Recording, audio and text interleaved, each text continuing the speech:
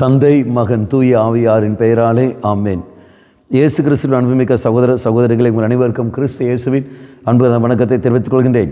இது நற்செய்தி பாகமானது லூக்கா நற்செய்தி 12ஆம் அதிகாரம் 54 முதல் 59 வரையில திருவாக்கியங்கள்.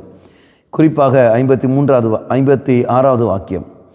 வெளிவேடக்காரரே, நிலத்தின் தோற்றத்தையும் வானின் தோற்றத்தையும் ஆய்ந்து பார்க்க அறிந்திருக்கும் போது இக்காலத்தை நீங்கள் ஆய்ந்து பாராமல் இருப்பது எப்படி?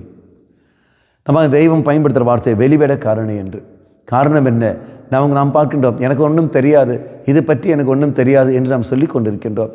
இந்த மாதிரி அருட்சாதனத்தை பற்றி அறிவு எனக்கு இல்லை, கட்டளைகள் கடைபிடித்தால் தான் வாழ வேண்டுமா, அது எனக்கு தெரியாது, எனக்கு ஆன்மீகம் எனக்கு தெரியாது என்று சொல்லிக்கொண்டு நாம் போகின்றோம்.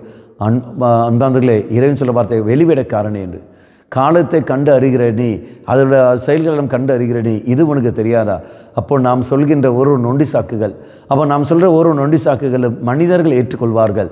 ஆனால் எல்லாம் காண்கின்ற தெய்வம், அந்த தெய்வத்தை ஒரு நாளும் நம்மளை ஏமாற்ற முடியாது. சிந்தித்து பார்ப்போம், எத்தனை காலம்தான் நாம் ஏமாற்றி கொண்டு இருப்போம், எத்தனை காலம்தான் நாம் மனிதர்கள் ஏமாற்றி கொண்டிருப்போம். ஒரு நாள் உண்மை வெளிவரும்.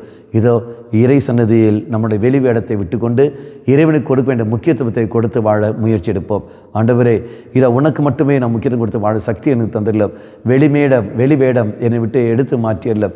நான் உனக்கு மட்டும் உண்மையான ஊழியம் செய்ய கிருபை எனக்கு தாரும்னு சொல்லிக்கொண்டு இறை சன்னதியில் மன்றாடி நான் ஜெயிப்போம். கண்களை மூடிக்கொள்ளுங்கள். போலியான ஒரு வாழ்க்கை முறை என்னிருந்து எடுத்து மாற்றியுள்ளோம். அம்மா மாதாவே, தெய்வ மாதாவே, எங்கள் மாதாவே, என் அன்னையே, விசேஷமாக எங்களுக்காக பரிந்து பேசும். ஆமேன். தந்தை மகன் தூய ஆவியாரின் பெயராலே ஆமேன்.